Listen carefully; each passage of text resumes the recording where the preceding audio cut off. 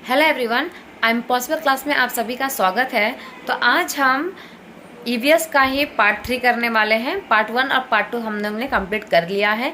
जिसने नहीं देखा है वो जाकर देख सकता है, लिंक मैंने डिस्क्रिप्शन बॉक्स में दे दी है। ओके, तो देख लीजिएगा, बहुत इंपॉर्टेंट दोनों वीडियो है और ये तीसरा वीडियो भी बहुत इंपॉर्टेंट होने वाला है।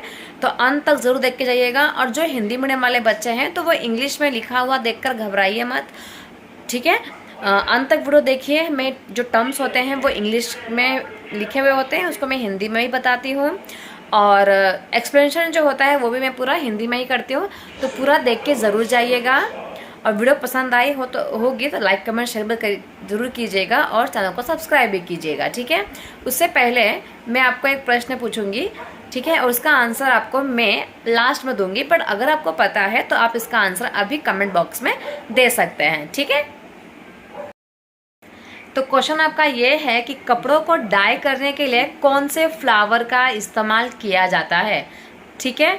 कपड़ों को डाई करने के लिए कौन से फ्लावर का इस्तेमाल किया जाता है, ये आप मुझे आंसर बताएंगे। और अगर आपको आंसर नहीं पता है तो ये वीडियो देखने के बाद आपको इसका आंसर का पता भी चल जाएगा, ठीक है। और मैं वैसे भी आंसर लास्ट में बताऊंगी आपको। तो चलिए पहले वीडियो स्टार्ट करते हैं। अब हम पढ़ने वाले हैं फसलों के बारे में। तो फसल कितने प्रकार की होती है? 3 प्रकार की होती है, खरीफ फसल, ज़ैद फसल और राबी फसल, ठीक है। तो जब खरीफ फसल होती है वो मॉनसून सीजन में लगाई जाती है। जो ज़ैद फसल होती है उसे समर सीजन में लगाया जाता है। जो राबी फसल होती है उसे विंटर सीजन में लगाया जाता है, ठीक है। तो चलिए देखते हैं कौन सी फसल जो है वो खरीफ फसल है, ज़ैद फसल है और राबी फसल है। तो राइस जो है, चावल, आपने देखा है वो जो चावल होता है उसे मॉनसून सीजन में ही लगाया जाता है, क्योंकि चावल को ग्रो करने के लिए बहुत ज्यादा पानी की जरूरत होती है। ओके, इसके बाद मक्का, कॉटन, ये जो 3 चीजें हैं वो मॉनसून सीजन में लगाई जाती है। और उसे कब काटा जाता है? विंटर सीजन में, ठीक है। अक्टूबर के महीने में उसे फिर काटा जाता है।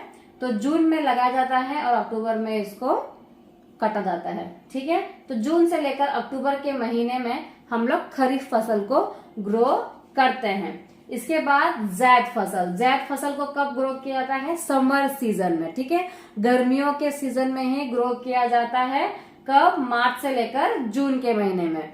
ओके, मार्च से लेकर जून के महीने में ज़ैद के फसलों की हम लोग खेती कर सकते हैं, ठीक है। तो कौन से फसल आएंगे ज़ैद में? वाटरमेलन, क्यूकम्बर, खीरा, जो भी पानी वाला फसल होता है जो हम लोग गर्मियों में खाते हैं, गर्मी के सीजन में हम लोग खाते हैं, वाटरमेलन खाते हैं, नाशपाती खाते हैं, इसके बाद काकड़ी वगैरह जो खाते हैं वो सब कौन सी फसल है? ज़ैद फसल है। ओके, उसके बाद राबी फसल। तो जो राबी फसल है ना वो विंटर सीजन में लगाया जाता है। नवंबर से लेकर अप्रैल तक इसकी खेती की जाती है। नवंबर में उसको ग्रो किया जाता है और मतलब जमीन में बोया जाता है और इसके बाद अप्रैल में उसे काटा जाता है, ठीक है।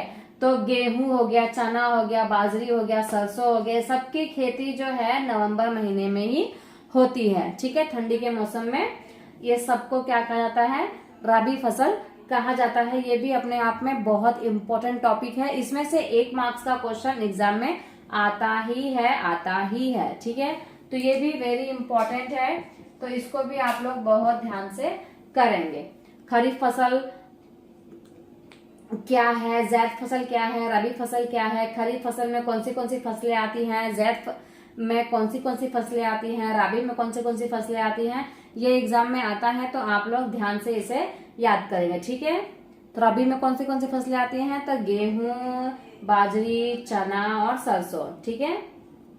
ज़ैद जो होते हैं जो समर सीजन में बोए जाते हैं, ठीक है। वाटरमेलन, क्यूकम्बर, खीरा वगैरह, काकड़ी। इसके बाद खरीफ जो है वो कौन सा आएगा? जो रेनी सीजन में ग्रो किए जाते हैं, जैसे कि राइस वगैरह। क्योंकि जो भी फसल को बहुत ज्यादा पानी की जरूरत पड़ती है वो रेनी सीजन में ही ग्रो किया जाता है। जैसे कि राइस जो है ना उसको बहुत पानी चाहिए, और जो ये है क्या बोलते हैं, मक्का जो है उसको भी बहुत ज्यादा पानी की जरूरत होती है, ठीक है। तो इसको आप लोग अच्छे से ध्यान से लर्न कीजिएगा। चलिए अब आगे देखते हैं।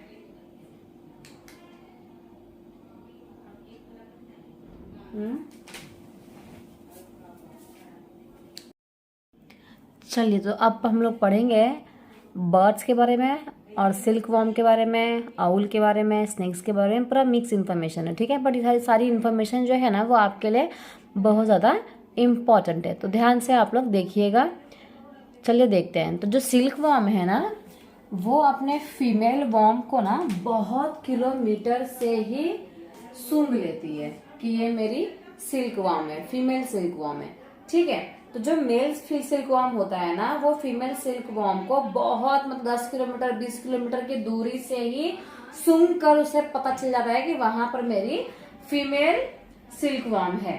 ओके, ये इंपॉर्टेंट क्वेश्चन है।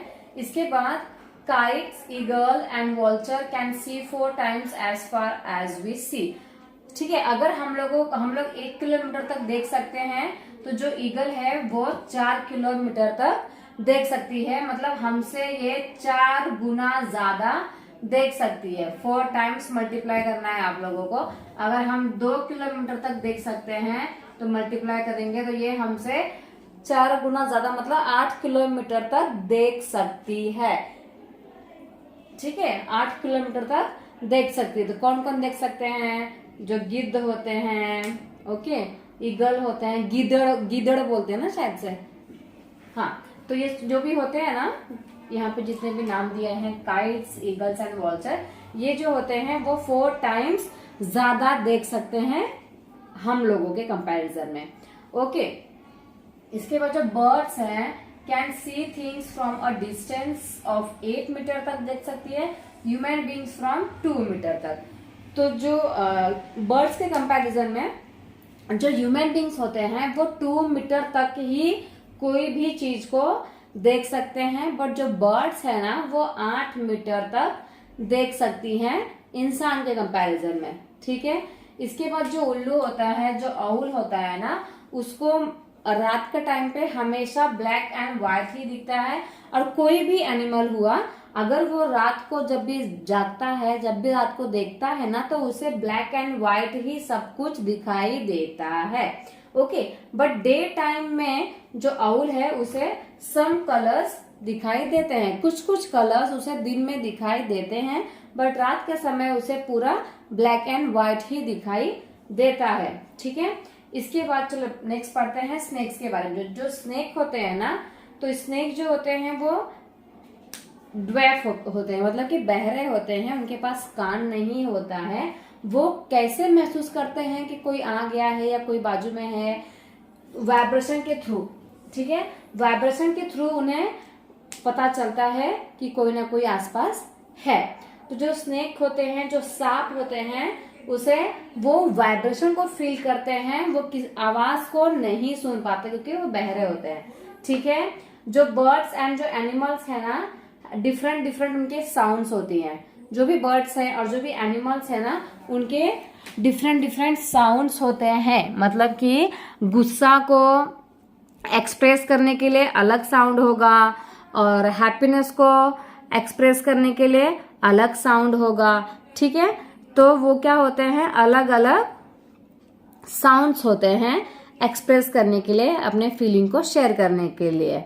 जैसे कि लंगर हो गया, लंगूर हो गया, टाइगर हो गया, लेपर्ड हो गया।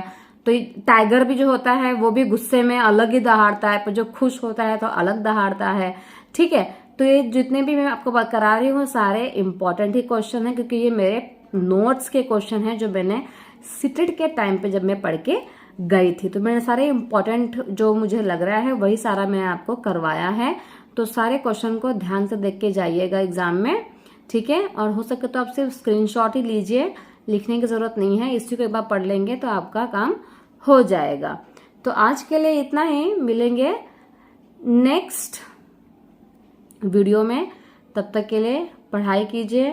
Thank you so much everyone. तो जो पहले मैंने क्वेश्चन पूछा था स्टार्टिंग में, इसका आंसर है मैरीगोल्ड एंड जेनिया। ठीक है, जिसको पता था बहुत अच्छी बात है, क्योंकि ये बहुत ही इम्पोर्टेंट क्वेश्चन है, सीटेट में आया हुआ क्वेश्चन है, और जिसको नहीं पता था उसको अभी पता चल गया होगा। ओके, तो अंत तक वीडियो देखने के लिए आप लोगों का तहे दिल से बहुत बहुत धन्यवाद। ऐसे ही मुझे सपोर्ट करें और पढ़ते रहें, बहुत सारा पढ़िए, क्योंकि एग्ज़ाम जो है आपकी कभी भी आ सकती है। राइट, तो thank you so much everyone. Channel को सब्सक्राइब करें और लाइक कमेंट शेयर ज़रूर करें। Bye bye.